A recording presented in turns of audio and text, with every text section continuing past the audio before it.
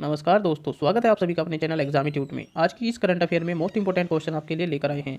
यहाँ से आपके एग्जाम में क्वेश्चन देखने को जरूर मिलेंगे, चाहे आपका एग्जाम किसी भी लेवल का क्यों न हो। दोस्तों, जिन्होंने अभी तक चैनल को सब्सक्राइब नहीं किया है, पहले चैनल सब्सक्राइब कर ले और इस वीडियो को ज़्यादा से ज़्यादा शेयर जरूर कीजिए। चलिए क्लास शुरू करते हैं। क्वेश्चन नंबर 1, खेलो इंडिया योजना को किस वित्तीय वर्ष तक बढ़ाया गया है? आपके पास ऑप्शन इस प्रकार है। ऑप्शन ए 2025 से 26 तक, ऑप्शन बी 2026 से 27 तक, ऑप्शन सी 2027 से 28 तक, या ऑप्शन डी 2028 से 29 तक। जल्दी से आंसर कीजिए दोस्तों क्वेश्चन नंबर 1 का। इसका सही आंसर है दोस्तों ऑप्शन ए 2025 से 26 तक। डिटेल में जान लेते हैं इसके बारे में। दोस्तों, केंद्रीय खेल मंत्री किरेन रिजिजू ने राष्ट्रीय राज्यसभा में घोषणा की कि खेलो इंडिया योजना का विस्तार 2021 से 22 से बढ़ाकर 2025 से 2026 तक कर दिया गया है। नई खेलो इंडिया योजना के कार्यान्वयन के लिए 8,750 करोड़ रुपए की राशि का अनुमान लगाया गया है। कितनी दोस्तों? 8,750 करोड़ रुपए। और यह डेटा खेल मंत्रालय द्वारा वित्त मंत्रालय को भी प्रदान किया गया। दोस्तों, खेलो इंडिया योजना के तहत 2021 से 22 के बजट में 657.71 करोड़ रुपए आवंटित किए गए हैं। अगले क्वेश्चन की तरफ चलते हैं दोस्तों। क्वेश्चन नंबर 2, एसबीआई की हालिया रिपोर्ट के अनुसार भारत की दूसरी कोविड लहर कितने दिनों तक चल सकती है? आपके पास ऑप्शन इस प्रकार है। Option A 90, option B 100, option C 120, या ऑप्शन डी 150। जल्दी से आंसर कीजिए दोस्तों क्वेश्चन नंबर 2 का। इसका सही आंसर है दोस्तों ऑप्शन बी 100। डिटेल में जान लेते हैं इसके बारे में। दोस्तों, बैंक के मुख्य आर्थिक सलाहकार सौम्य कांति घोष द्वारा लिखित एसबीआई की शोध रिपोर्ट के अनुसार दूसरी लहर की अवधि 15 फरवरी से 100 दिनों तक की हो सकती है। दोस्तों, इस रिपोर्ट में यह भी कहा गया है कि टीकाकरण की गति बढ़ाना कोविड-19 से लड़ने का एकमात्र तरीका है। अगले क्वेश्चन की तरफ चलते हैं दोस्तों। क्वेश्चन नंबर 3, हाल ही में एक अध्ययन के अनुसार भारत में दर्ज की जाने वाली गर्मी की लहरें हीट वेव्स किस क्षेत्र के गर्म होने के कारण होती है? आपके पास ऑप्शन इस प्रकार है। ऑप्शन ए आर्कटिक क्षेत्र, ऑप्शन बी भूमध्य क्षेत्र, ऑप्शन सी टुंड्रा क्षेत्र, या ऑप्शन डी इनमें से कोई नहीं। जल्दी से आंसर कीजिए दोस्तों क्वेश्चन नंबर 3 का। इसका सही आंसर है दोस्तों ऑप्शन ए आर्कटिक क्षेत्र। डिटेल में जान लेते हैं इसके बारे में। दोस्तों, भारत और ब्राज़ील के शोधकर्ताओं ने एक शोध लेख प्रकाशित किया है जिसका शीर्षक है large scale connection to deadly Indian wave heat waves. दोस्तों, इस अध्ययन के अनुसार अप्रैल और मई की गर्मियों के मौसम में गर्मी की लहरें आर्कटिक क्षेत्र की गर्मी के कारण हो सकती हैं। अगले क्वेश्चन की तरफ चलते हैं दोस्तों। क्वेश्चन नंबर 4, इस भारतीय निकाय ने भारतीय शिक्षा नीति 2020 के आधार पर एक नई ब्रिटिश काउंसिल द्वारा विकसित मूल्यांकन ढांचे की घोषणा की। आपके पास ऑप्शन इस प्रकार है। Option A ICSE, option B DBSE, option C CBSE, option D none. जल्दी से आंसर कीजिए दोस्तों क्वेश्चन नंबर 4 का। इसका सही आंसर है दोस्तों ऑप्शन सी CBSE। डिटेल में जान लेते हैं इसके बारे में। दोस्तों, केंद्रीय माध्यमिक शिक्षा बोर्ड CBSE ने राष्ट्रीय शिक्षा नीति NEP 2020 के आधार पर कक्षा 6 से 10 के लिए एक योग्यता आधारित मूल्यांकन ढांचे की घोषणा की। दोस्तों, इस मूल्यांकन का उद्देश्य मुख्य रूप से 3 विषय अंग्रेजी पढ़ना, विज्ञान और गणित को कवर करने वाले छात्रों के समग्र सीखने के परिणामों में सुधार करना है।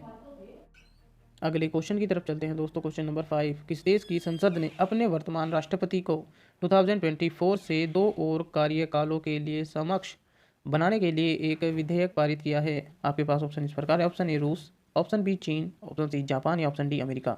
जल्दी से आंसर कीजिए दोस्तों क्वेश्चन नंबर 5 का। इसका सही आंसर है दोस्तों ऑप्शन ए रूस। डिटेल में जान लेते हैं इसके बारे में। दोस्तों, रूस की संसद ने निचले सदन स्टेट ड्यूमा ने हाल ही में एक विधेयक को मंजूरी दी है जिससे राष्ट्रपति व्लादिमीर पुतिन को 2024 से शुरू होने वाले 2 और कार्यकालों के लिए समक्ष बनाया जा सके। अगले क्वेश्चन की तरफ चलते हैं दोस्तों। क्वेश्चन नंबर 6, WWE ने किस भारतीय रेसलर को हॉल ऑफ फेम 2021 में शामिल किया है? आपके पास ऑप्शन इस प्रकार है। ऑप्शन ए खली, option B Sushil Kumar, option C Bajrang Punia, या ऑप्शन डी योगेश्वर दत्त। जल्दी से आंसर कीजिए दोस्तों क्वेश्चन नंबर 6 का।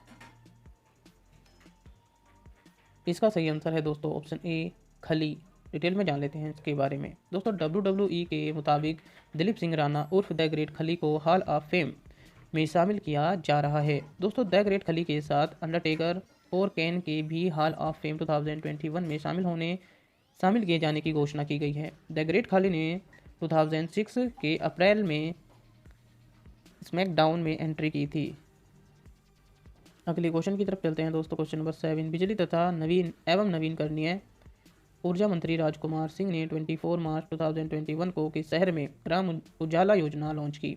आपके पास ऑप्शन इस प्रकार है। Option A Delhi, option B Varanasi, या ऑप्शन सी रांची, या ऑप्शन डी पटना। जल्दी से आंसर कीजिए दोस्तों क्वेश्चन नंबर 7 का। इसका सही आंसर है दोस्तों ऑप्शन बी वाराणसी। डिटेल में जान लेते हैं इसके बारे में। दोस्तों बिजली तथा नवीन एवं नवीनकरणीय ऊर्जा मंत्री राजकुमार सिंह ने 24 मार्च 2021 को वाराणसी में ग्राम उजाला योजना, कौन सी?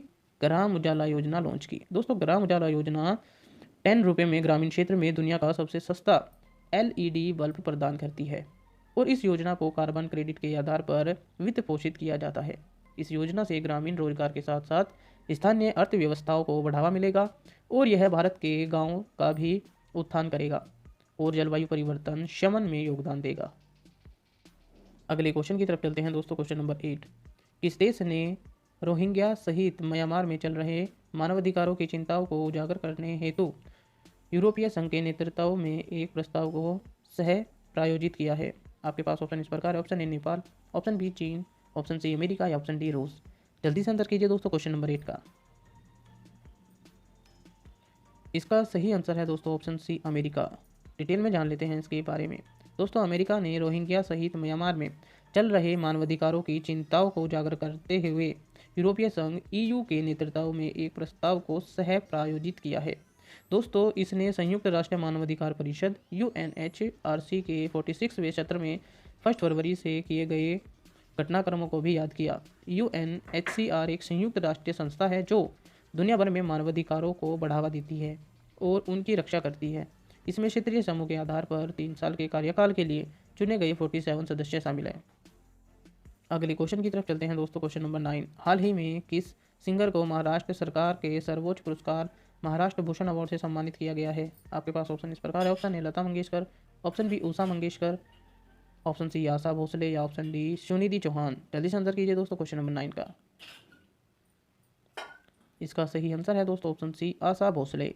डिटेल में जान लेते हैं इनके बारे में। दोस्तों सिंगर आशा भोसले को महाराष्ट्र सरकार ने सर्वोच्च पुरस्कार महाराष्ट्र भूषण अवार्ड से सम्मानित किया है। मुख्यमंत्री उद्धव ठाकरे की अध्यक्षता वाली कमेटी ने इस साल भोसले को इस पुरस्कार के लिए नामित किया और महाराष्ट्र सरकार द्वारा 1996 से दिया जा रहा यह पुरस्कार राज्य के किसी प्रतिष्ठित व्यक्ति को उसके उत्कृष्ट कार्यों और उपलब्धि के लिए दिया जाता है।